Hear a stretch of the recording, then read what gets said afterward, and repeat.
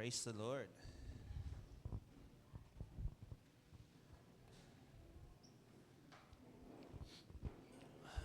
Maaari ba nating ipakita yung core values?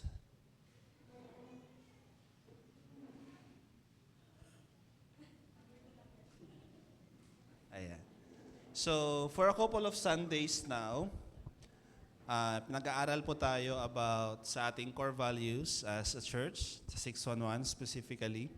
So, inaaral po natin to for us to review, mapaalalahanan, at mas maintindihan po natin ano ba yung mga kailangan nating malaman to be a tree of life. Okay, so ito po yung mga core values natin. And we have studied yung 1, 2, and 3 ng mga nakaraang linggo. So, nagturo po si Pastor last week about relationship before ministry, the life and the family of Isaac and Jacob mula nung sila po ay nung nakita po natin gaano kagulo yung kanilang relationship and hanggang sa nung sumunod na si Jacob at siya ay naging si Israel, ay doon na po naging maayos ang kanilang relationship and of course, their ministry and their calling.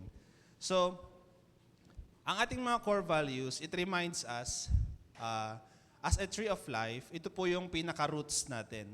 Okay? So, para po sa isang kahoy, pag yung mga roots niya is hindi ganun kalalim, kapag dumating ang bagyo or anumang mga trials siguro sa buhay natin, madali pong matumba yung kahoy o yung puno. But as a tree of life, we must have these roots, these core values, para po mas maging matatag yung kapit natin sa atin pong foundation, sa ating faith, sa ating foundation that is Jesus. Amen?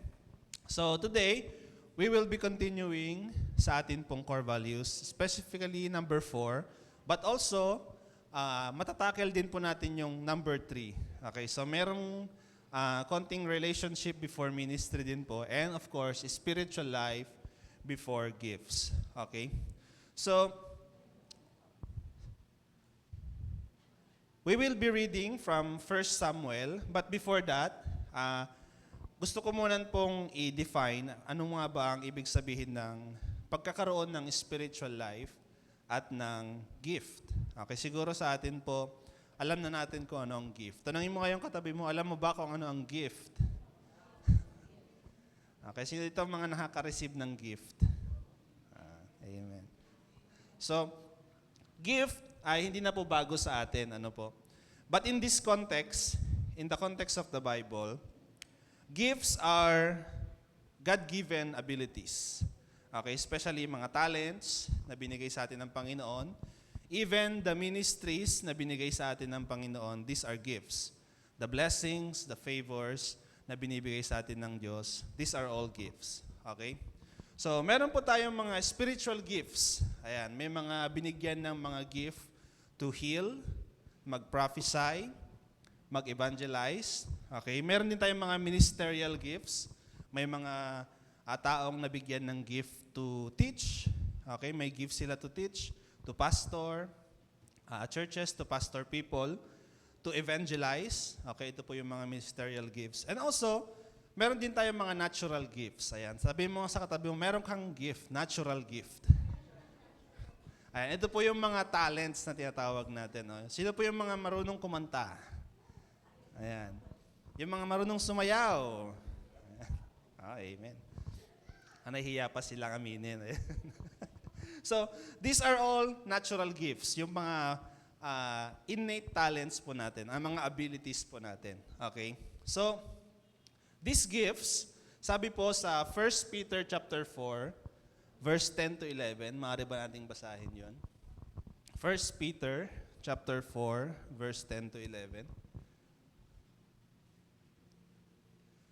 Sabi po dito, as each one has received a gift, minister it to one another as good stewards of the manifold grace of God. Verse 11, if anyone speaks, let him speak as the oracles of God. If anyone ministers, let him do it as with the ability which God supplies. And in all things, sabi dito, God may be glorified through Jesus Christ, to whom belong the glory and the dominion forever and ever. Amen. So ang mga gifts daw pong binigay sa atin, ultimately it is to give glory to God. Okay. Tanungin mo nga yung katabi mo, yung gift mo ba nagbibigay ng glory kay Lord? Ayan. So minsan po, may teachings po noon about dito. I think it is the core values din noong first wave na tinuro po ito, na napaalalahanan din po ako. Yes, kumakanta ako, ganyan. Pero madalas po kasi, kumakanta tayo sa mga video, okay, mga ganyan. So, napaalalahanan ako na hindi lang dapat para sa tao o para sa sarili natin yung gift natin. Especially, dapat para mabigyan ng glory ang Panginoon. Maalala po natin yung core value number 1. Ano yon? God first, people second, and then the earth. So lahat po ng bagay, even our talents, dapat ang mas maunang mabigyan ng glory ay ang Panginoon. Amen? God first. Okay, so yun ang gift. We use our God-given gifts to glorify God before anyone else. Okay, ano naman ang spiritual life? Ano naman ang ibig sabihin ng spiritual life? So, spiritual life, it is greatly affected by our relationship with God. Okay, kaya po, kasama pa rin po sa ating pag-aaralan ngayon ang relationship before ministry. Because, our relationship, hindi lang po ito tungkol sa relationship mo sa iyong kapwa-tao, but also our relationship with God. Okay, sabi doon, God first pa rin. God first, people second, and the earth. So, God first pa rin talaga. So, our relationship with God, it greatly affects our spiritual life. The moment that we have accepted Jesus as our personal Lord and Savior, I believe, doon po nagsimulang magkaroon tayo ng spiritual life. Amen? So, do we still remember kung kailan yung first time na na-receive mo si Jesus? Tanongin mo ngayong katabi mo. Naalala mo pa ba? Okay, that very first time na na-receive natin ang Panginoon, doon po nagsimulang magkaroon tayo ng spiritual life. Okay, another one is, a spiritual life, it is marked by a transformation. Ayan, masasabi mong meron kang spiritual life kapag nagkaroon ka na ng transformation. Ayan, ano ba yung ibig sabihin ng transformation? Basahin nga po natin ang 2 Corinthians chapter 5, verse 17. Sabi po dito, therefore, if anyone is in Christ, he is a new creation.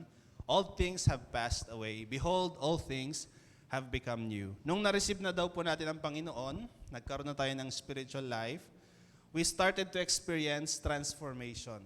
The old things have passed away. Yung mga dating ugali natin, hindi na natin ugali ngayon. Okay? Unti-unti siguro, but hindi na gaya ng dati. Sabihin nga natin, hindi na gaya ng dati. Okay, may pagbabago na. May na-transform na. This is a mark or a symbol, masasabi natin na meron tayong spiritual life. Okay? Another is obedience to God's word. Ayan, do you obey God's word?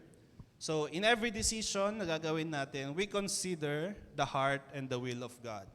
Okay? Next is prayer and worship. Ayan, hindi na gaya ng dati na hindi ka nagpipray, hindi ka nagwo-worship. We commune with God and live a life of worship that is pleasing before the Lord. Okay? So, we live a life of prayer and worship. Another one is we have this faith and trust in God. So, in many trials, in many heartbreaks, we continue to have faith in God and trust in Him. Okay, masasabi mo na, yes, talagang meron na talaga akong spiritual life. Okay? And then, in simple terms, siguro, sabihin natin, may Diyos sa buhay mo. Okay? May kinikilala kang Diyos, we consider God sa buhay natin. That is a mark that we have a spiritual life. Naintindihan po ba natin? Amen? Tanong mo nga yung katabi mo, may Diyos ba sa buhay mo? Congratulations. Ayan. So, we continue on sa atin pong pag-aaralan ngayon. We will read a story from the Bible that shows us the danger of focusing on gifts rather than our spiritual life. And the danger of focusing more on the ministry rather than our relationship sa Panginoon, sa mga tao. Okay? So, let us read 1 Samuel, verse 9. Baktaw-baktaw po ito kasi gusto ko pong ipakita yung highlights. Okay? So start po tayo sa 1 Samuel, chapter 9, verse 1 to 2. So this is the life of Saul. So sabi po dito, there was a man of Benjamin whose name was Kish, the son of Abiel, the son of Zeror, the son of Bechorath, the son of Aphiah, a Benjamite, a mighty man of power. And he had a choice and handsome son whose name was Saul. There was not a more handsome person than he among the children of Israel. From his shoulders upward, he was taller than any of the people. Grabe mag-describe po yung Bible, ano? So, next is verse 15 to verse 17.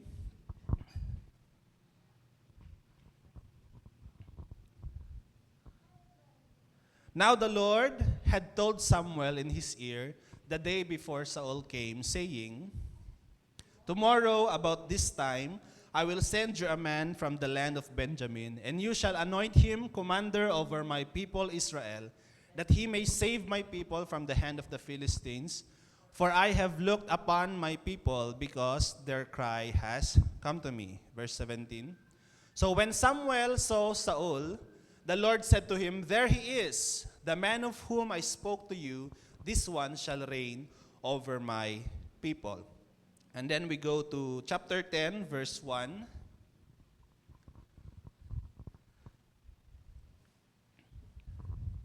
Then Samuel took a flask of oil and poured it on his head and kissed him and said, is it not because the Lord has anointed you commander over his inheritance? Verse 6. Verse 6 and 7. Then the Spirit of the Lord will come upon you, and you will prophesy with them and be turned into another man. And let it be, when these signs come to you, that you do as the occasion demands, for God is with you. So sumandali po tayo manalangin. Lord God, we thank you for today. We thank you for your word, Lord God, na yung pong nabasa. Father God, reveal unto us the deep things of your word, Lord God. We ask for your Holy Spirit to come into our midst and speak, Panginoon, sa amin pong mga puso. Reveal unto us what it is, Panginoon, na kailangan namin pong maintindihan at mapaalalahanan sa amin pong mga sarili, Lord. We trust to you this day in Jesus' name. Amen.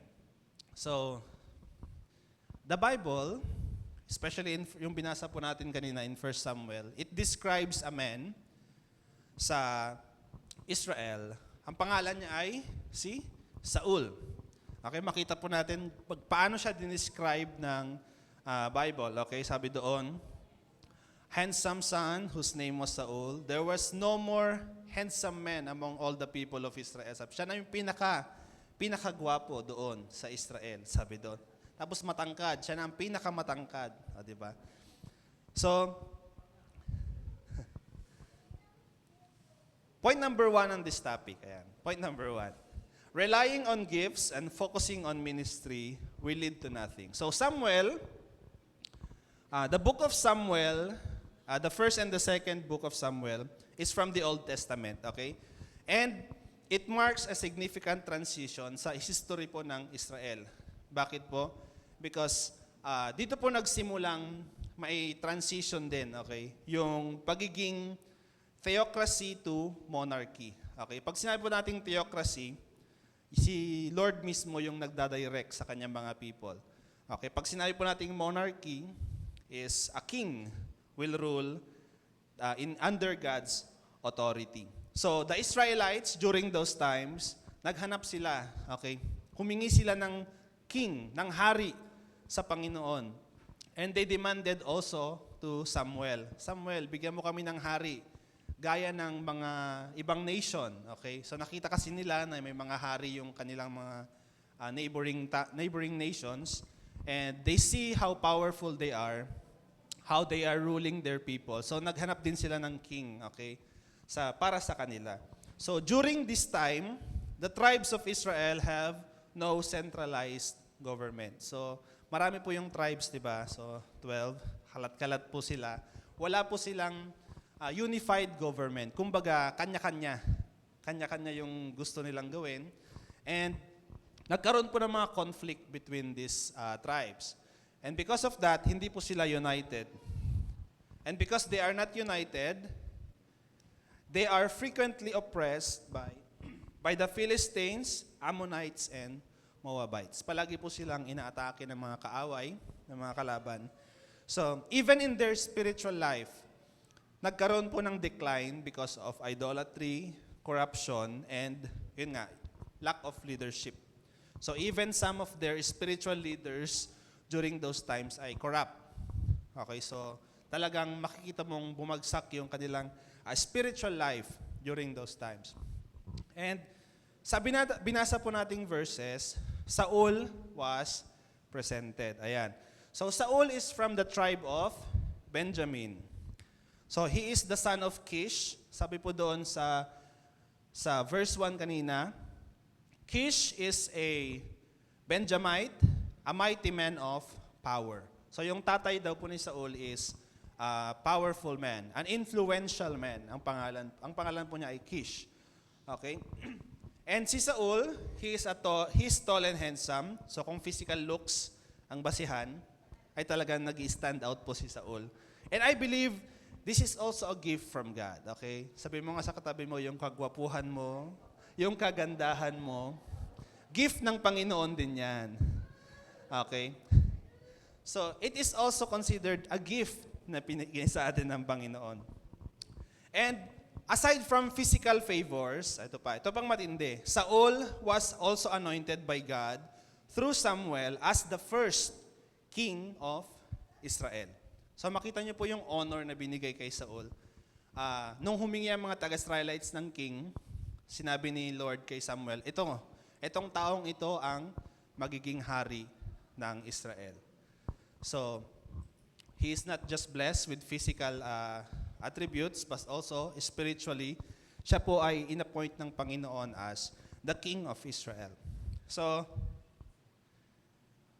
si Saul, alam po ba natin yung story ni Saul kung paano siya nag-progress? Okay, so medyo nag-iba po yung kanyang landas. But in the beginning, si Saul ay nagsimulang maayos sa kanyang pagkakatawag. Okay? So, he is dependent of God. Minsan, there was a story, kung babasahin po natin yung Book of Samuel, na nung i-declare na siyang king, ay nagtatago pa siya. Okay? Kasi nahihiya pa siya ma-declare na king. Okay?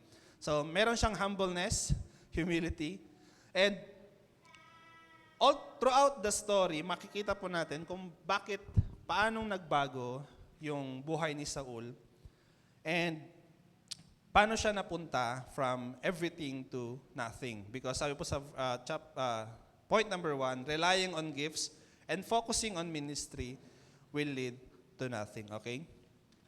So the gifts and anointing given to Saul was used for God's glory and for the people of Israel. Okay, nung nagsimula po siya maging king. One of the greatest achievements of Saul was defeating the Ammonites. So, isa-summarize ko na lang po yung nialaman ng Book of Samuel. It is a turning point sa buhay po ni Samuel nung natalo po nila yung mga Ammonites. So, they accepted him. Mas naging firm yung kanyang stand being a king. Pati yung mga taong nagsasabi na, bakit siya? Bakit siya ang king? Okay? Pati sila ay inaccept na si Saul as their king. And from there on, they continued to fight many battles. And Saul recruited strong, talented men. Okay? So kung saan siya pumunta, si Saul, nagre-recruit siya ng mga tao, mga men, to join his army. Okay? And ang mga nire-recruit niya is the strong, talented men. Okay? Yung mga kagaya niya rin siguro, mga matatangkad, malakas ang pangangatawan. Okay? May mga gift, kumbaga. Sabihin mo nga sa katabi mo, yung mga may gift. Yung mga may talents. Okay? Doon po siya nag-focus. Okay? And those that could help him win every battle. Okay, wala naman po sigurong masama. Ano? Kung titignan po natin, wala namang masama kung yung mga pipiliin mo, yung mga able, okay, yung mga gifted. Gifts and abilities is what Saul valued. And yung mga kinuha niyang tao, those that can help him, his throne and his ministry, na ma-prolong pa yung kanyang pagiging king. Okay, matutulungan siya as a king. So, kung titignan natin, wala namang masama doon. Right?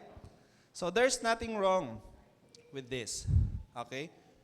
But in 1 Samuel chapter 31 verse 6, ito po yung naging end ni Saul.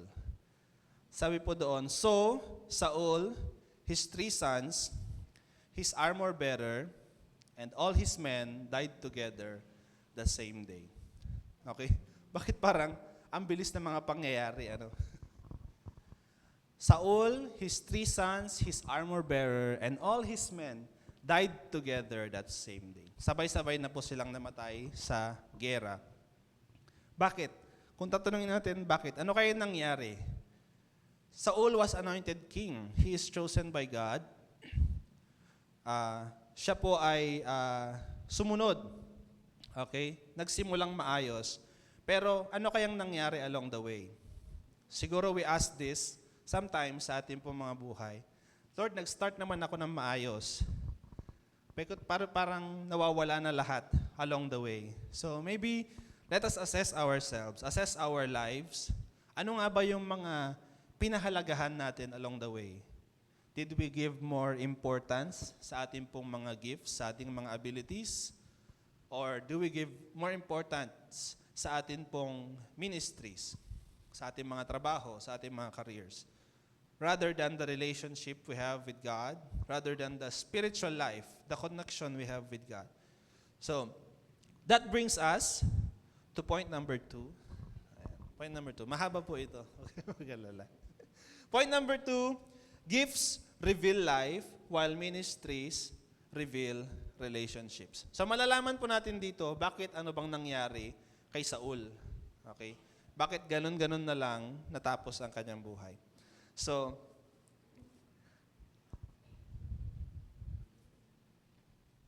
along the way, there was a war na kanila pong nilabanan, and we know the story of Goliath. Sino po nakakilala dito kay Goliath? Show of hands, Goliath. Goliath is a champion of the Philistines. Sabi po doon, siya po ay 9 feet, 9 inches tall. So, could you imagine 9 feet, 9 inches? And he taunted the armies of Israel for 40 days. So, si Goliath po, he is a champion of the Philistines. Okay? Napakatangkad, napakalaking tao. He is a giant. Okay? At he is taunting the armies of Israel. Nasaan ang Diyos nyo? Sino ang lalaban sa akin? Okay?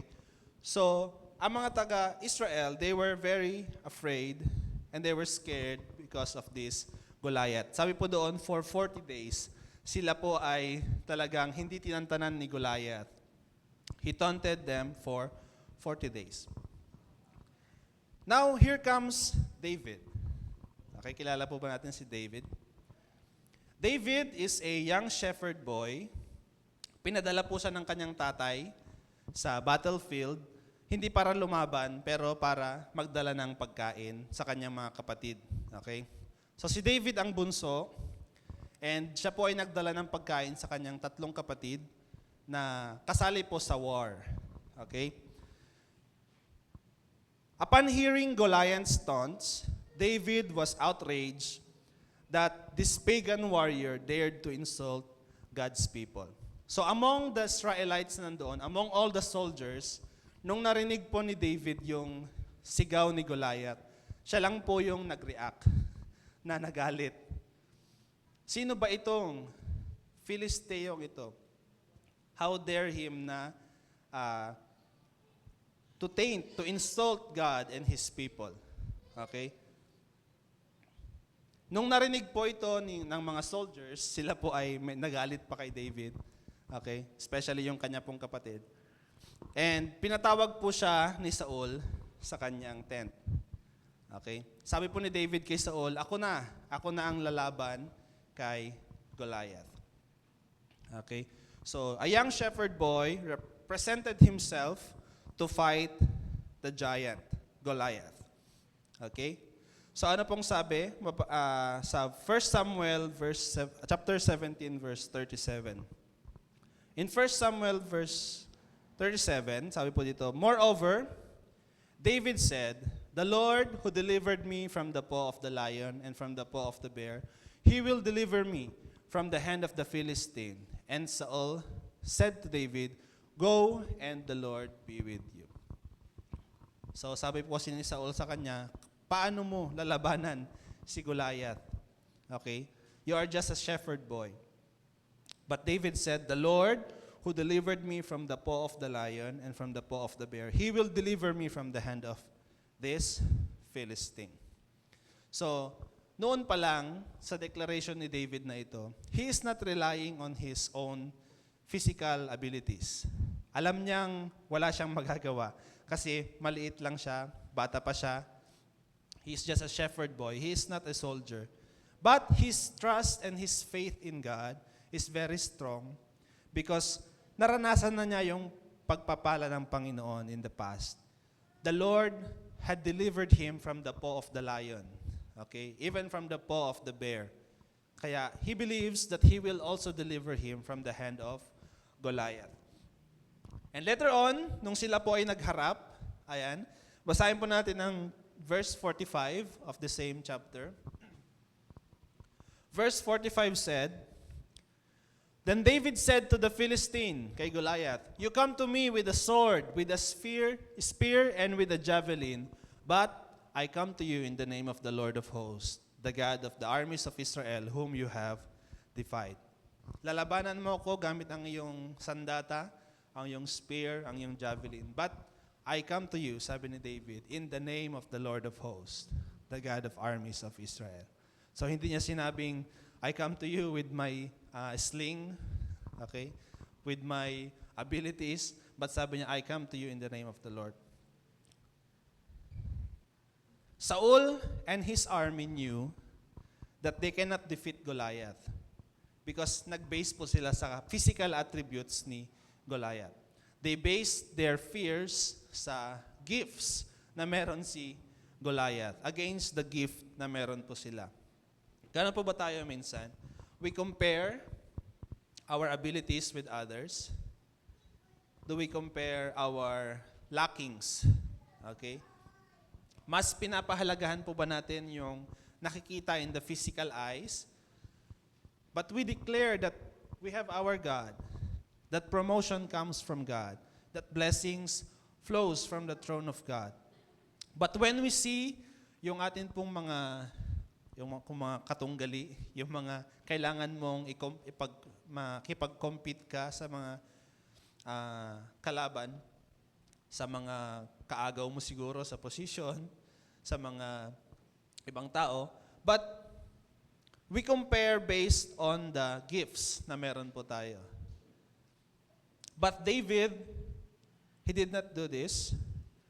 Ang ginawa po niya ay he continued to trust in God because he knows that God will deliver him. Amen? Sabi mo nga sa katabi mo, trust in God. Trust in God more than your abilities. So David's courage was rooted in his faith in God, not in his own strength. Okay? As the story progresses, okay, so si Goliath ay natalo. Okay, alam po ba natin kung paano siya natalo? Yung sling po ni David ay tumama, yung bato tumama po sa noo ni Goliath at bumaon. At kinuha po ni David yung sword ni Goliath at siya po ay pinugutan ng ulo. And after that, Saul recruited David sa kanyang army. Ayan. So dahil natalo mo si Goliath, ayan. So sa kanyang paningin, parang, hindi lang pala, yung hindi lang halata, pero talagang malakas pala siya. Okay, maybe he's still looking on the gifts or the abilities. Hindi pa niya nakikita na it is the Lord. Okay, that truly is with David. So he recruited David sa kanyang army. And through all the battles, marami po silang naipanalo. Until we go to 1 Samuel chapter 18 verse 7. Sabi po ito, "So the women sang as they danced and said, Saul has slain his thousands and David his 10,000s." Okay, nung umuwi na po sila galing sa gera, ito po yung mga inaawit ng mga kababaihan. Si Saul, he's slain his thousands and David has 10,000s. Okay, yung motive po siguro is okay naman, kasi nanalo naman sila.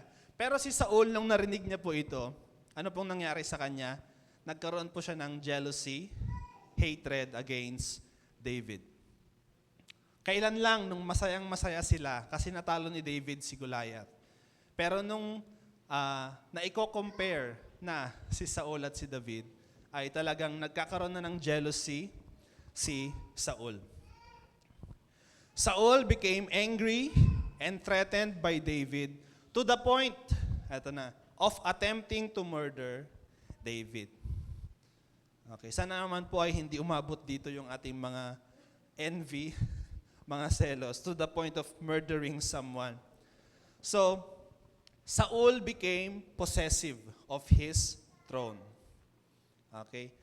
Ang nakita niya ay hindi isang loyal servant, but a competition against sa kanya pong pagiging king. Okay? Because yun po yung pinakamahalaga kay Saul. Yung kanyang pagiging king, yung kanyang ministry, yung kanyang gifts na binigay ng Panginoon. We see the danger kapag ito lang po yung meron sa atin. We are easily became threatened kapag may nakita tayong mas magaling sa atin. Okay? Kapag wala tayong spiritual life, wala tayong relationship, gifts and ministries lang po ang focusan natin, we are easily threatened. Okay? And Saul became possessive of his throne, of his gifts. He tried to kill David twice, okay, hindi lang once, twice. During those, nung tumutugtog si David sa courtroom, binato niya ng spear, hindi lang isa, 2 beses nangyari. He sent David to deadly battles. Okay, ano pa yung ginawa niya? Minanipulate niya si David. Okay, sabi niya kay David, pakasalan mo na yung aking anak, yung panganay. Okay, so he is trying to manipulate David na parang to humble. Okay, wag kang okay, parang ganon. And then later on, ipinaasawa niya ulit yung isa pa niyang anak. Okay, so 2 babae kasi yon. Para, alam mo yun, para mahiya si David na hindi sumunod kay Saul. Okay? Para lahat ng iutos niya, gawin niya. So, doon sa mga fiercest battles, doon niya pinapadala si David. Hayaan yung patayin na siya ng mga taga-Filisteo. Ganon ang kanyang mindset. Okay? At ginawa niya yon in the expense of his 2 daughters. Okay, could you imagine how broken is that relationship? Focus on the ministry just to keep yung kanyang pagiging hari. I-sacrifice na niya lahat, pati pamilya. Okay, iwan mo na lahat. Iwan mo na ang pamilya mo. Next is, he also sent assassins to David's house. Okay, pati mga papatay, pinadala na niya sa bahay ni David. He pursued David in the wilderness. Ayan, ano pa yung mga ginawa niya? He ordered the death of Ahimelech, the priest, and his family for helping David. Pati yung mga tumulong po kay David, kanya pong ipinapatay. And the last, he consulted a medium or a witch, in other term, a witch, because of fear. In the end, yun po yung nangyari. His 3 sons, Saul, his armor bearer, and all his men died together in the very same day. So this is the danger of focusing on our gifts. Okay, siguro hindi man kagrabe gaya ng mga ginawa ni Saul, but maybe in our hearts. Have we harbored hatred sa ating po mga puso dahil po na-threaten tayo sa mga kasama natin, sa mga classmates natin? Okay, mas matalino bang classmate na dumating, na threatened ka kasi honor student ka? May dumating bang office mate na mas magaling? You feel threatened? may dumating ba na, alam mo yon, yung mas angat sa'yo, mas magaling siya sa lahat ng bagay sa'yo. And you tried to compare yourself. Siguro ito na yung papalit sa akin. Okay, yung mga ganong mindset. Ito na siguro yung aagaw ng pwesto ko, ng pagiging leader ko. Okay? But we try to realize yung pagiging leader po natin, it is appointed by God. Amen? Si Saul, siya po ay inappoint na hari ng Panginoon. It is more than an honor po para sa kanya ito. At kung siya man ay papalitan ng Panginoon, it would be also an honor sa kanya. Okay, honor pa rin po sa kanya ito. Sabi nga po ng Bible, the Lord gives and the Lord takes away. Blessed be the name of the Lord. So either way, kung ano po ang mangyari, when we focus on our relationship with God, bigyan man niya tayo ng something, ng gift, tanggalan man niya tayo ng gift, still, we continue to praise and worship God. Amen. But when we focus on the gifts given to us, pag kinuha na po ito ng Panginoon, tayo po ay masisira. Kasi mas pinapahalagahan po natin yung gift kesa yung nagbigay ng gift sa atin. So Saul gave his 2 daughters. Ano pa po yung mga sinacrifice niya? Sacrificing his relationship with his daughters just to keep his throne. All this because Saul valued gifts more than his spiritual life and his ministry more than relationship. Though David is a very loyal servant. Okay, kung babasahin po natin yung story, David, wala naman po siyang motive na kunin po yung throne kay Saul. Okay? But si Saul is masyado ng paranoid during those times. Okay? And the very root of this being paranoid, yung kanya pong masyadong pagiging mainggitin or threatened sa kay David is because of, in the first book of Samuel, chapter 18, verse 12, sabi po dito, Now Saul was afraid of David because the Lord was with him, but had departed from Saul. Because he know deep down sa kanya pong puso na wala na sa kanya ang presensya ng Panginoon, na kay David na. Could you imagine that? Pinapadala niya si David sa kung saan-saan, sa napakarami mga battles, pero hindi siya napapano, hindi siya napapatay, because God is with him. God appointed David to be the next king of Israel. So Saul, sa kanya pong leadership, nagkaroon po siya ng impatience, disobedience. Malalaman, pag binasa po natin yung book of Samuel, makikita po natin how he disobeyed God. So kaya po siya iniwan ng presensya ng Panginoon and made David king. So Saul knows God's plan to make David king. But because he valued his throne, his ministry, and his gifts more than anything else, he does not have security. Nagsimula po siyang ma-insecure. So when we value material things and gifts more than our relationship with God and people, we live in constant insecurity. Amen. Sabi mo nga sa katabi mo, huwag ka nang ma-insecure. When we value our gifts more than our relationship, madali po tayong ma-insecure. Okay? Sabi ko nga, the Lord gives and the Lord takes away. So mawala man lahat ng ating gifts or even our ministry na binigay man sa iba, kung dati siguro ay sa church, tumutugtog ka, maawit ka, okay, binigay sa iba, still, blessed be the name of the Lord.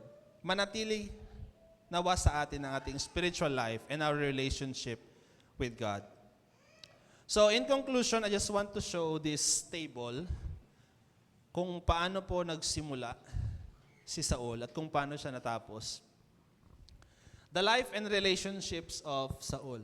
So, the beginning and midterm of Saul, nung siya po ay nagsimula, yung kanyang relationship sa kanyang tatay is very good. Okay?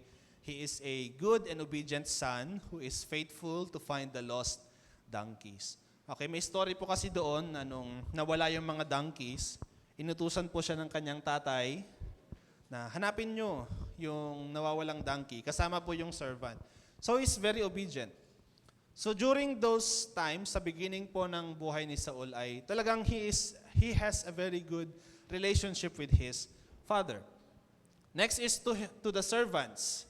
A good master who is humble and willing to listen and visits the man of God, Samuel. Nung sumusuko na po sila sa paghahanap ng donkey, sabi po ng servant ni Saul, puntahan natin yung man of God, si Samuel. Okay, mag-inquire tayo sa kanya. And they did. Okay? So, sinunod niya yung suggestion ng kanyang servant. So, he has a very good relationship with the servants. Even to his sons, he is a good father, a role model, and his son follows him to the battlefield. But, nung nagkaroon na po siya ng galit at envy sa kanyang puso, dito na po natapos yung kanyang buhay. So, yung relationship niya kay Samuel, ano pong nangyari? Hindi na sila nagkikita. Okay? So, in the beginning, they have a strong relationship. Even when God said to Samuel, tatanggalin ko na si Saul bilang hari. Even then, Samuel continued to intercede for Saul. But, ano pong ginawa ni Saul? Hindi niya binigyan ng pansin si Samuel. Their relationship is broken and they don't see each other again. Hindi na sila nagkita pa. And also to his sons, they follow Saul and died in the battlefield. To his daughters, sabi ko nga, he sacrificed their marriage in order to harm David. So ganun lang kadali i-sacrifice ni Saul. To his son-in-law, David, he is jealous of him and keeps pursuing him to take his life. And of course, to God, he doesn't seek God, but goes to a witch for guidance. Mas sinunod niya, pinahalagahan niya yung sasabihin ng the medium or the witch kaysa dun po sa guidance ng Panginoon. Nakalimutan lahat ni Saul that everything was given to him by God. At mas nag-focus siya sa binigay ng Panginoon sa kanya, sa kanyang ministry as a king, sa kanyang gifts. And in the end, nawala sa kanya lahat. So maybe we are wondering, saan kaya nagkamali si Saul? Okay? So, some sins, sabihin natin, nagkaroon siya ng sin of pride. Okay? Siguro, saka lang ito nagpakita nung nagkaroon na siya ng maraming mga bagay, nung siya ay naging hari na. But I believe, the sin of pride, it starts noong, even in the beginning of his life. Okay? Let's say, for example, meron siyang pride po noon. At nung nagkaroon po siya ng maraming gifts, doon na po mas lumaki yung kanyang pride because he did not focus on his spiritual life. Even to us, brothers and sisters, kapag nung walang-wala pa po tayo, we have these evil desires sa ating pong mga puso. When we do not deal with these evil desires, we do not give importance to our spiritual life. Once that the gift is given to us, it could destroy us. Why? Kasi po mas bibigyan natin ng halaga yung gift na to at mas, it would destroy us. Our spiritual life is important na ma-prepare po natin bago po mabigyan tayo ng Panginoon. These gifts, okay, lest it would destroy us and become like Saul and became his downfall. So we need to deal with our spiritual life first before we focus on the gifts na binibigay sa atin ng Panginoon. And also, we need to focus on our relationship with God before we focus on our ministries. Amen? Sabihin mo nga sa katabi mo, focus on your spiritual life. Focus on your relationships with God before the gifts and the ministries. Amen? So doon na po nagtatapos yung aking teaching. Praise be to God.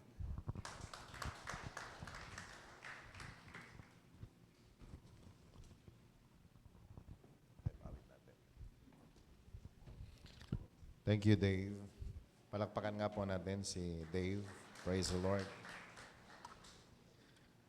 Naintindihan po ba natin?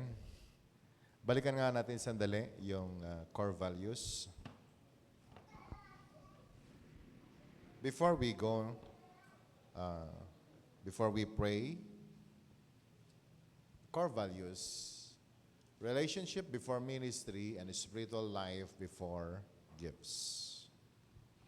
Dito po sa topic ni Dave ay natalakay po niya ang kahalagahan po ng relationship bago po ang lahat.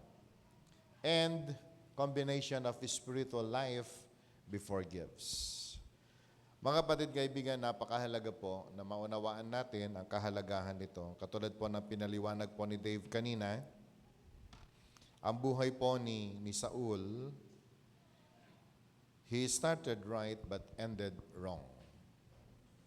That even na si Saul ay tumanggap ng anointing sa Panginoon. Ang anointing ay po pwedeng mawala sa isang tao kung hindi po natin ito napangalagaan. Can I hear amen? Akala ko ba ang anointing forever na ibibigay ni Lord? Yes. But we need to be very careful. Dahil maging yung angel na nagminister sa langit, nawalan po ng karapatan para po i-enjoy ang glory ng atin pong Panginoon. So, ibig sabihin, wala hong may pagmamalaki ang tao. Kung tayo po ay mananatiling humble and connected with the Lord, the blessing will always flow in us. Pero once we rebel against God and in His words, may problema pong darating sa isang tao. So today, just to remind us na the topic na narinig po natin is a very good reminder for all of us. Your gifts are good. Amen? Mabuti yung nagkaroon po tayo ng maraming gifts. Napakaganda na marami po tayong mga talents. Ang talents po nito ay ibinigay ng Diyos po sa atin, hindi lamang para po i-enjoy natin, but for us that we can give glory to our God na nagbigay po ng regalo. Amen. Alam niyo, likas po sa tao kasi, kapag tayo po ay binigyan ng gift, mas nakakatuwa na yung gift kaysa doon sa nagbigay. Di po ba mas magandang purihin mo yung nagbigay para lagi kang bigyan? Di po ba dapat pahalagahan yung nagregalo kaysa doon sa regalo na ibinigay po sa atin?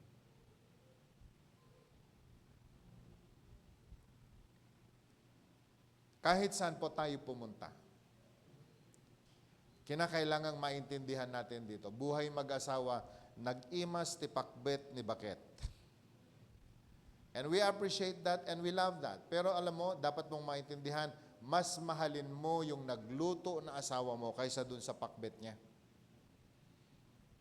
Okay? Naunawaan natin? Napakasarap tumanggap ng sweldo galing sa asawa, pero dapat nating tatandaan, mas mahalaga yung asawa mo kaysa dun sa binibigay niya sa'yo every 15th and 30th.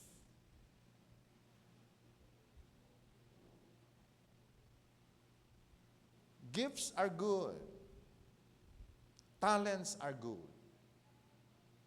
Pero ang dami na pong mga tao na bumagsak, nasira ang buhay, dahil hindi po nila naintindihan ang mga gifts na tinatanggap po nila. Mas mahalaga yung nagbigay ng gift kaysa sa regalong tinanggap natin. Even in the church, ang dami pong mga lumabas na mga magagaling, mga talented people. They started right but ended wrong. It is because they failed to understand that they need to treasure the one who give them the gifts rather than the gifts na ina-enjoy po nila.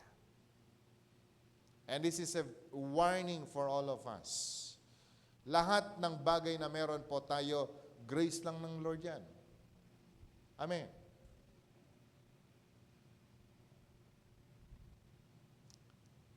Children are gifts. Our spouses are gifts from the Lord. Pero kung mas mahalaga na yung mga yan kaysa sa Diyos, papansin po natin, ang dami pong mga taong nag-umpisa maglingkod sa Panginoon. Tama, masaya po sila. And they're very thankful of their spouses. Tapos mamaya magre-reklamo, Pastor, bakit parang nagbabago yung asawa ko? Yung dati-rating angel, parang fallen angel na ngayon.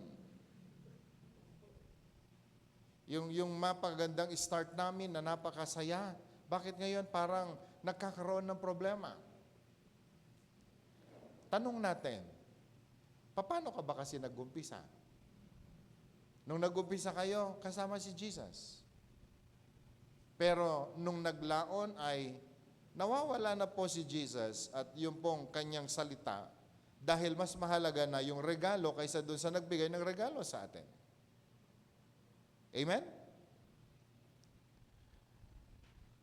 Nung nag-umpisa po tayo, wala tayong pera. Konting pera tinatanggap natin sa Diyos. Nagpapasalamat po tayo, tapat tayo sa pagbibigay. Pero nung tayo pinayaman ng Panginoon, hindi na tayo nakontento. Okay? Nawawala na ang ating quiet time, ang ating personal devotion, ang prayer, ang fellowship. Bakit? Because nalunod po ang tao sa pag-a-acquire ng talents and gifts rather than unahin ng Panginoon. And you know, brothers and sisters, yung nangyari kay Saul, hindi lamang kay Saul nangyari yan, nagaganap hanggang sa kasalukuyan. And so, it is a very good reminder for all of us, brothers and sisters. Gifts, very good. Mapapasaya tayo niyan. Okay? Candies are good. Pero alam mo, mas maganda siguro, dapat maintindihan mo, matuwa tayo doon sa nagbibigay ng candy sa atin, baka mamaya isang araw, dahil sa tuwa niya sa atin, dahil mas may relasyon tayo sa Kanya, baka pati yung factory ng candy ibigay pa sa'yo.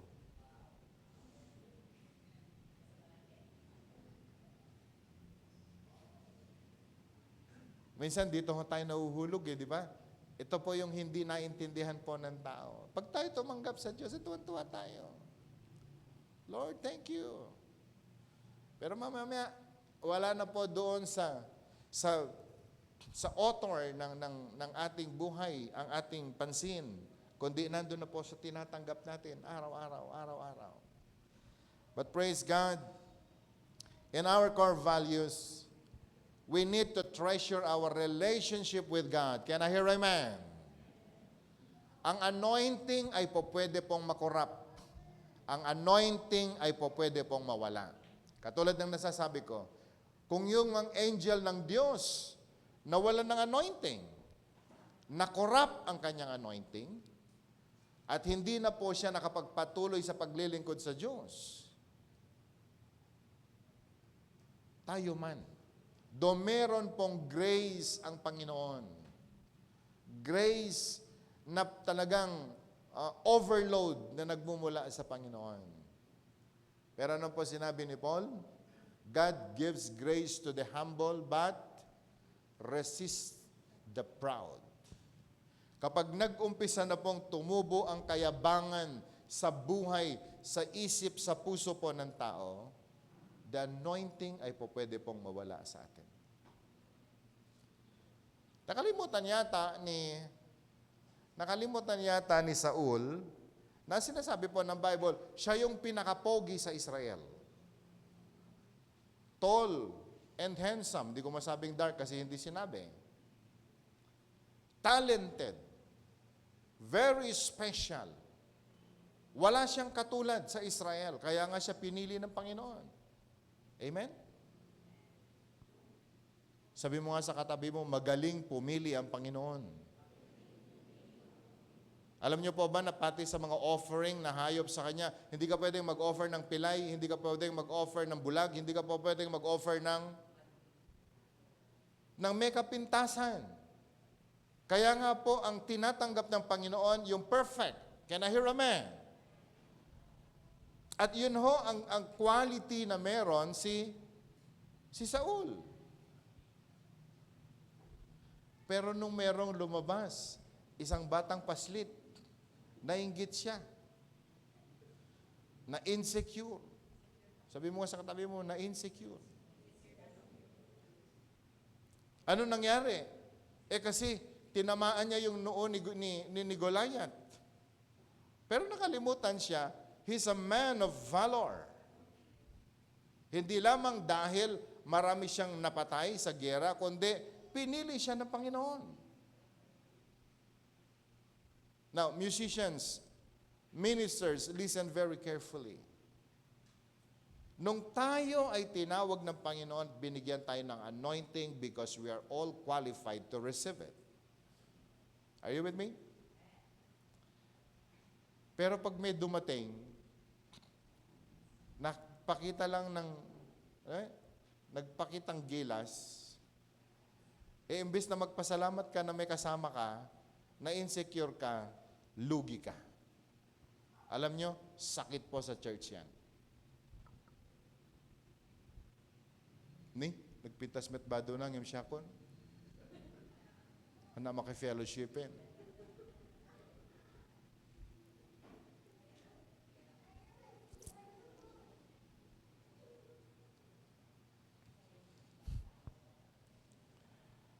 Hallelujah. Natutuwa po tayo sa 611, ano?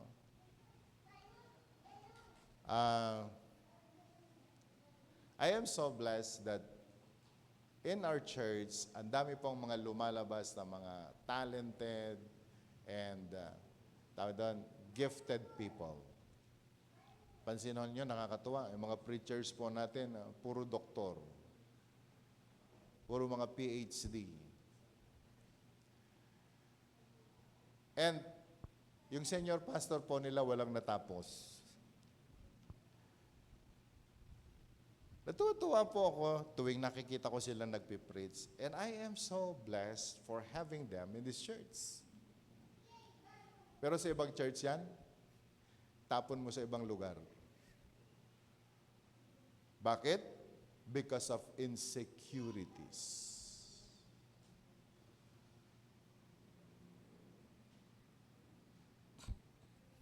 Kahit sa loob ng bahay, sakit po yan.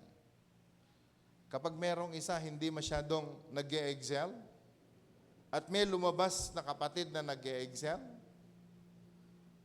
may kurot sa puso, sapagkat tayo'y tao lamang. Pero hindi pa pwedeng you celebrate with him, with her, dahil siya ay nag-e-excel. Kapatid mo yan eh. Dapat ka bang ma-insecure? O sige, ikaw na sikat. Ikaw na may natapos. Ikaw na may pera. Ikaw na lahat. Diba? Oh, nagugas ka ng plato. Bakit? Pabibo. Para ako na naman na mali. Sa trabaho, di po may ganyan? Kapag may nag-excel, merong maging productive kaysa sayo. Alam mo, ang madalas na usapan sa office, pabibo lang kasi yan. Sip-sip. And even Christians are like that. Nakakalungkot. Pero nyo, we treasure relationship. Can I hear amen? Your relationship with God, your relationship with your parents, your relationship with people, i-treasure po nating mabuti yan. Amen. Young people, again,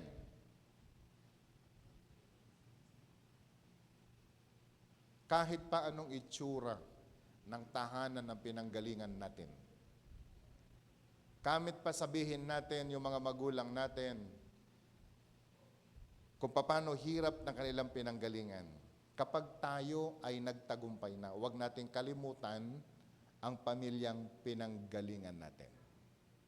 Amen. Hindi ko kayo pipigilang mag-boyfriend o mag-girlfriend. Karapatan mo yan. Pero bago mo ibigay ang lahat-lahat mo naman dyan, alalahanin mo na may magulang ka na nag-aruga at nagmahal sa'yo. Naawatan tayo, kakabsan? Amen? Doon sa premarital course, may tanong. Ganito ang tanong. Okay lang ba na mag-open kami ng joint account ng aking boyfriend?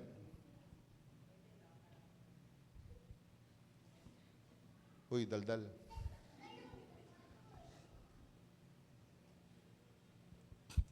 Okay lang ba na mag-open kami ng joint account ng aking boyfriend? Tuntua ako nung may nagtanong na ganyan. Sabi ko, wow, a very good question. Ang sagot nung teacher ay no. Diba? O di mali ka sana. Hindi lahat ng karapatan tama. Okay? All things are permissible, but not all things are beneficial. Okay yan. Tanong. Pero paano ka ba nagsubalit kung natay kumano Ilocano, kadagiti naganak mo pay? Alright? Agsubalit tayo pa'y tinaganak tayo. Alalahanin mo yung ref na nabili. Ngayon, hindi na nagsasara. Kasi 18 years na. Hindi naman yata masama na bago ka naman magseryoso sa pakikipagrelasyon, di ba pwedeng pangarapin mo namang palitan yung ref ng nanay at tatay mo muna? Pwedeng sabihin nila sa'yo, anak, okay lang yan. Go. But deep inside their hearts, may kurot. Bakit? Mukhang nilalayo mo ang sarili mo sa kanila. Paalala sa lahat ng mga anak na nandito ngayon. Alam kong cute ka, maraming may kursonada sa'yo. Tama lang na magrelasyon ka. But please, treasure relationship. Can I hear amen? Can I hear amen? Can I hear amen? Pag na yun nangarap, Lord, bigyan mo ako ng work. Bakit? First, para sa Panginoon. Dapat ganito tayo mangarap. Naintindihan natin? Bigyan mo ako, Panginoon, ng maayos na trabaho pagkatapos kong mag-aral. Bakit?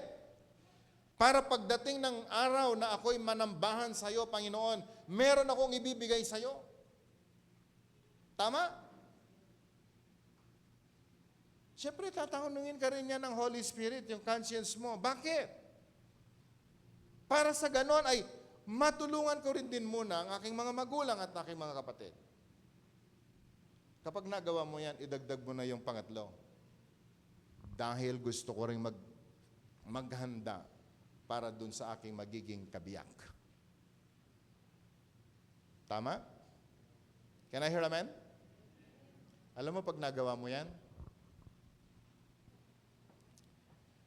ministry will be blessed. Gifts will just flow. Hindi po yan mawawala. Yung reward ng Panginoon, it is because nakita ng Diyos how we treasure God, our relationship with God, our relationship with people. Reminders sa bawat isa sa atin. Okay? Every time na tayo po ay mag-aral ng core values po natin, please do your best to connect yourself doon po sa core values, ano yung saan tayo nagkamali na dapat po natin ihingi ng tawad at ayusin? Ano ba yung ano yung priority na dapat po natin gawin para po magawa natin ang core values na ito? At sinasabi po ng Bible, when we become rooted as trees of life, dumating man ng bagyo, hindi po tayo babagsak.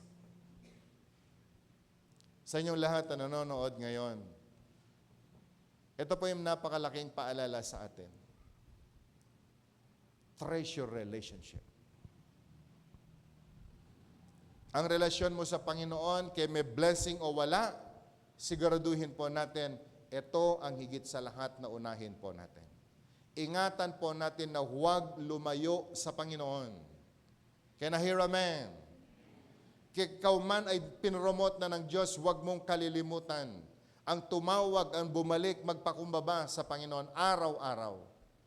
Huwag mong kalilimutan na merong araw ng panambahan na dapat pumunta ka, sumamba ka, magpuri ka sa Panginoon, dalhin mo ang iyong panambahan sa Diyos sapagkat that's how we show our relationship with God. So napakahalaga po nitong pinag-uusapan natin every Sunday. Spiritual life before gifts. Maganda ang tumutugtog. Maganda ang nagpipreach. Maganda ang gumagawa ng ministry. That's good. Pero we need to consider, saan natin hinuhugot yung ating dinidisplay na mga gifts and talents? Are you with me? Hindi ko lang alam kung lahat naman yata tayo ay very sensitive sa bagay po na ito. Marami pong mga umaawit, hindi maganda kanilang boses. Pero kapag sila'y nag-umpisa, nag-lead ng worship, bumababa ang presence ng Panginoon.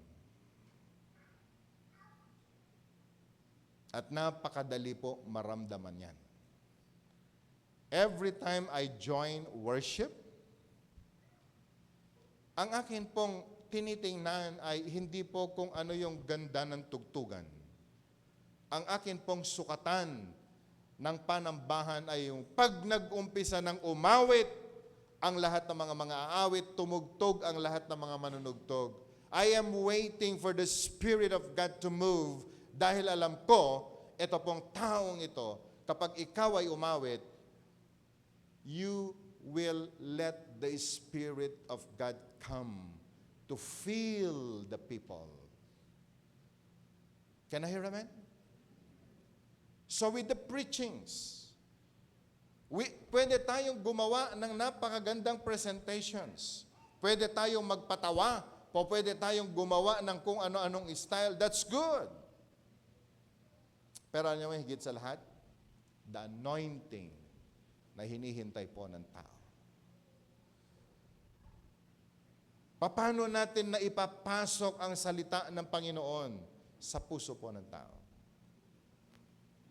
And so today, my brothers and sisters, it is only when we have that spiritual life na yung gift na yan, yung quality po na anointing na yan, ay ma-display o maibigay sa atin.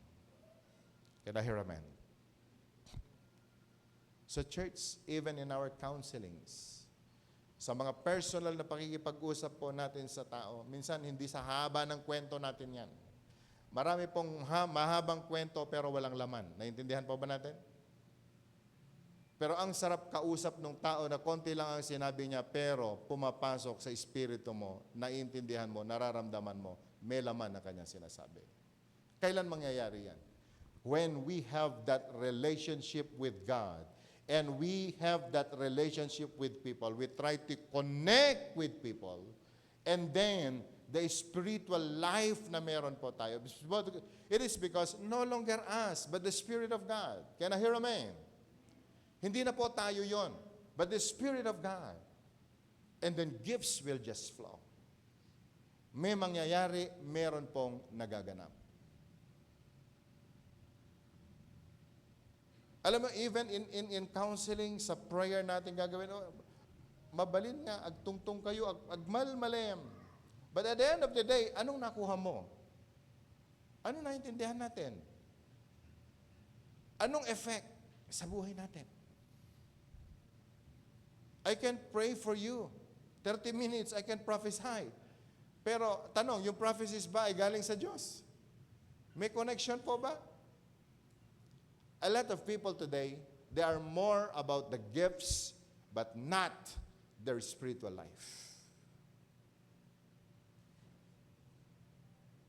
Nakakalungkot lang hanggang sa mga panahon na ito. A lot of people today, especially ministers,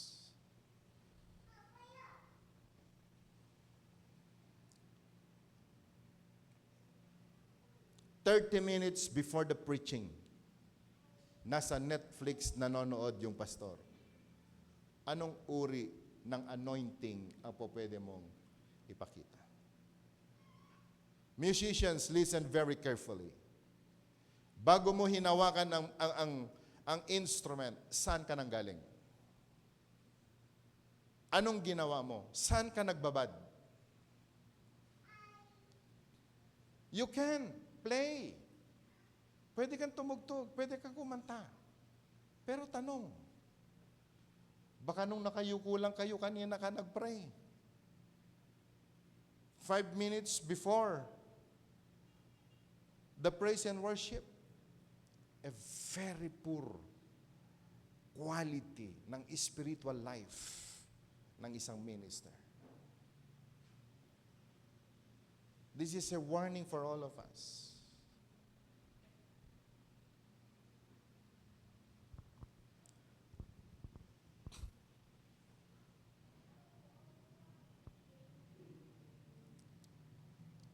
Maging sa pag tayo po'y nakikipag-usap sa mga tao, alam mong may kausap ka mamaya,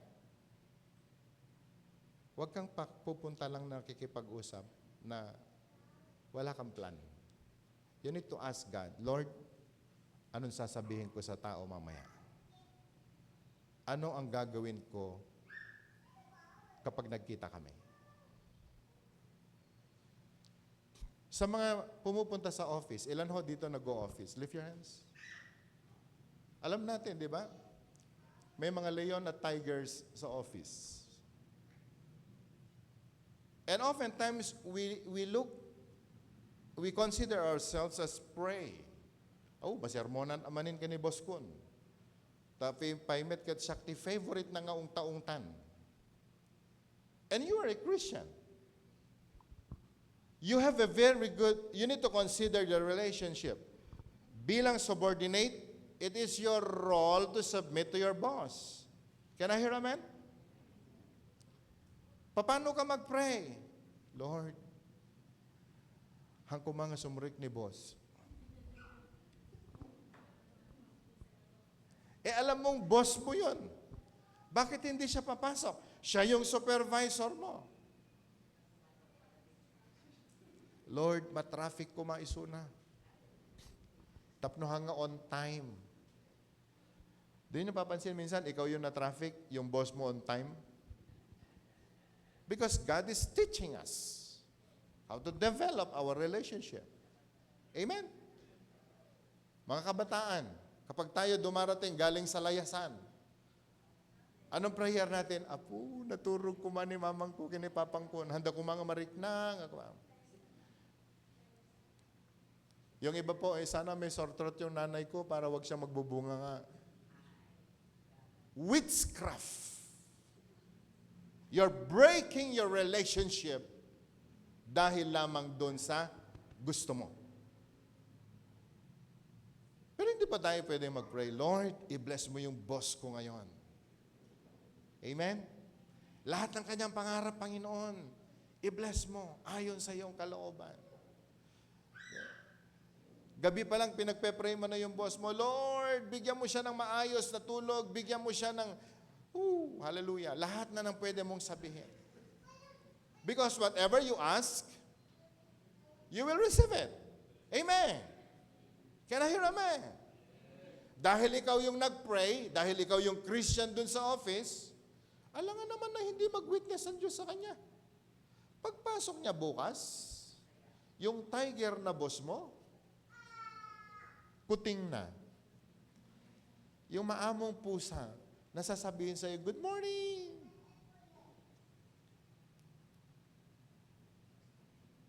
Amen. A lot of people today, even Christians, kaya po na-fail ang marami of receiving their promotions, it's because of this problem, relationship.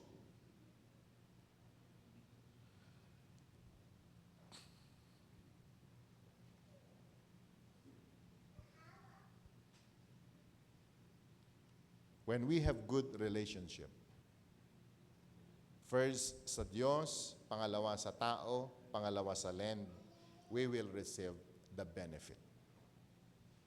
Can I hear amen?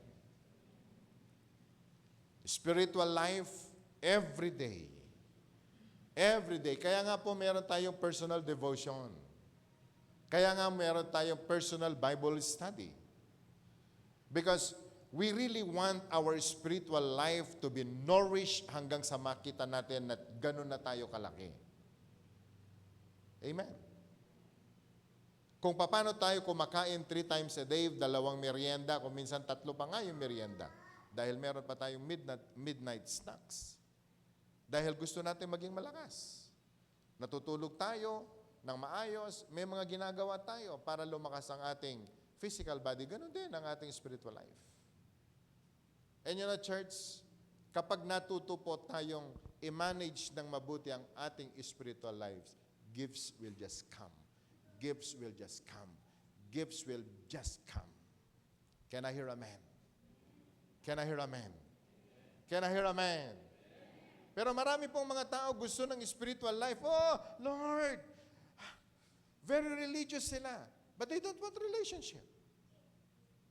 Kaya nga po, inayos ng ganyan yan. Develop relationship first. Amen. Ang dami pong mga tao ayaw makipag-usap sa pastor. Ayaw makipag-usap sa prophet. Kapag nasa lubong nila yung kanilang mga ministers, iilag yan, baka mag-prophesy.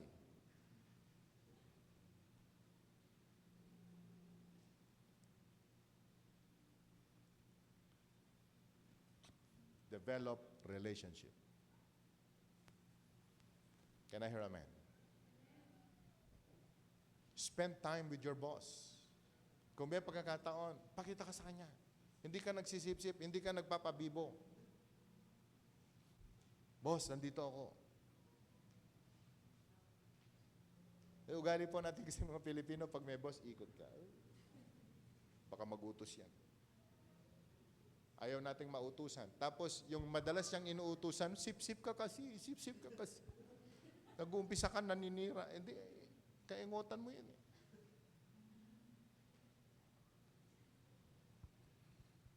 So church today, I hope na-appreciate po natin itong core values natin. Can I hear amen? Relationship before ministry, spiritual life before gifts. If we want na meron po tayong, kung gusto po natin mag-excel sa mga gifts na meron po tayo, develop your spiritual life. Can I hear amen? Develop your spiritual life. For whatever happens in the spirit, it will just manifest in the flesh. If we excel in the spirit, we will excel in the flesh. So before we go, shall we just bow our heads and let's pray. Lord, thank you. Salamat, Panginoon. Nangungusap ka. Salamat, O Diyos, hanggang sa mga panahon na ito, kumikilos ka. And that, Lord, we believe, meron kang purpose. Dahil nais mo na kaming lahat ay maging katanggap-tanggap, kagamit-gamit para sa iyong kapurihan. Lord, hindi lamang kami tinawag para po maging mere member ng church. But we believe, Lord, we are your chosen people, peculiar people, chosen generation to show forth your glory. That even, Lord, in our personal life, kami ay makapagbigay ng papuri sa iyo araw-araw. For we believe, O Lord, kaming lahat, very soon nahaharap sa iyo. At kami, Panginoon, ay i-account mo kung ano po ang ginawa namin sa lupa. How we spend our time, how we spend even the talents na ibinagkaloob mo sa amin. Today, God, in the name of Jesus, kung kami man ay lumayo sa iyo, O Panginoon, dahil nagkamali kami ng mga priorities, forgive us, O God. Kung kami man ay na-attempt na lumayo sa iyo dahil sa mga trabaho namin, dahil, Panginoon, sa mga talents na ibinigay mo sa amin, dahil sa kung anumang mga bagay, Lord, today, nais naming bumalik sa iyo. Nais naming ilapit muli ang aming buhay sa iyo. To prioritize our relationship with you, O God. Sa araw po nito, kung sa palagay po natin na-tempt tayong lumihis sa kalooban ng Panginoon, na-overwhelm tayo sa mga tagumpay natin, o na-overwhelm po tayo sa mga problema natin sa mga nakaraang panahon, at hindi po natin naging priority ang Diyos sa buhay natin, I want you to stand before the Lord today. And let's all come before the presence of God. Kung sa palagay po natin, lumihis po tayo, nagkamali tayo sa mga decisions natin, that now we know we are suffering the consequences ng paglihis natin sa Panginoon. O meron tayong broken relationship with God. I want you to lift your hands as high as you can. Lumapit tayo sa Panginoon. Oh God, we're coming before you. Kung kami man, Panginoon, inuna namin ang aming mga gifts and talents than you, oh God, may you forgive us. Marami po sa atin, you've been waiting for promotion. You've been waiting for breakthrough. Prayers na matagal na nating hinihingi, but up to now, we don't receive it. Ask God. Kung meron tayong mga broken relationships sa Diyos, connect with God now. He is calling you. You are called, you are special. Make God your priority. Pangarapin mo sa buhay mo na mabigyan mo siya ng tuwa at galak araw-araw. You are good in singing, you are good in dancing, you are good in music, you are good maybe sa kung ano man. Offer that gift to the Lord. Connect with God.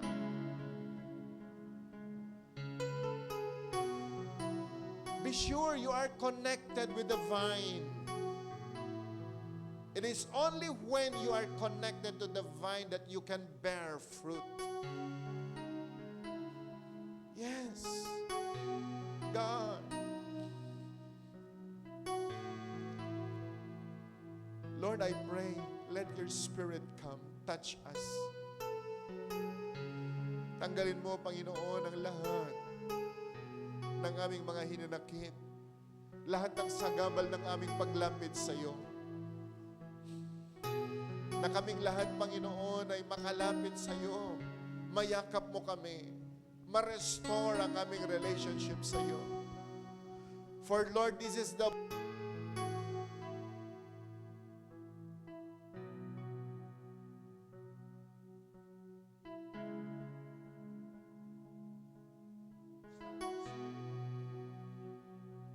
Oh God, I pray in the name of Jesus. Ang dami naming pangangailangan, Panginoon. We want our answered prayer. We desire to be heard. We desire for the blessing. God, touch us. Kung paano mo nilagyan, Panginoon, ng bagong singsing, ng bagong damit, nang binigyan mo ng sandals, at pinagdiwang mo, Panginoon, ng pagbabalik ng anak na lumayo sa iyo. God, we're coming before you. We desire, O God, for that spiritual life. Spiritual life na kalulugdan mo, Panginoon. Spiritual life, Panginoon, na magkakaroon ng effect. So Lord, today, touch your people and let your anointing again be upon us. Oh, Jesus, I pray. Let your anointing, God, let your anointing, oh God, be upon us. Come on, church, pagkatapos po natin lumapit sa Panginoon, allow God, ask God, Lord, fill me with your Spirit. Can we say it in our own prayer? Lord, fill me with your Spirit. Allow the Spirit to come and fill you. Allow the Spirit to overflow in your life. Allow that Spirit to fill you now. In the name of Jesus. Hallelujah.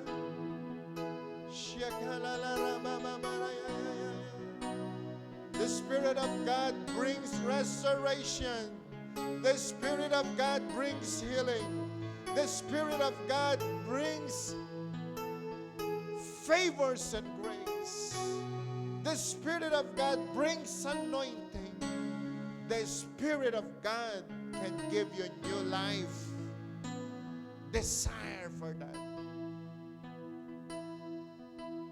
Spiritual life comes first before gifts.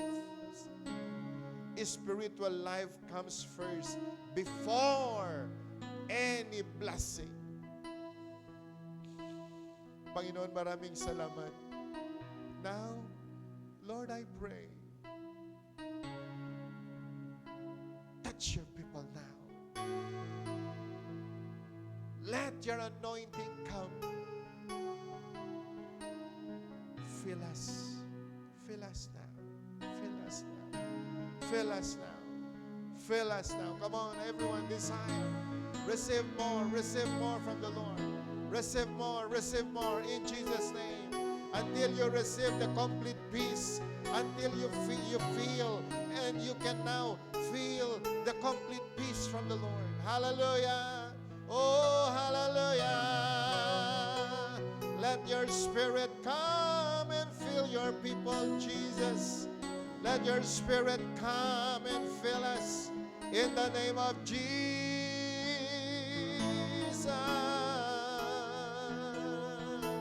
Let there be peace, O God, in the hearts of your people. Let there be peace, O God, in our spirit. Lord God, in Jesus' name. Hallelujah, hallelujah.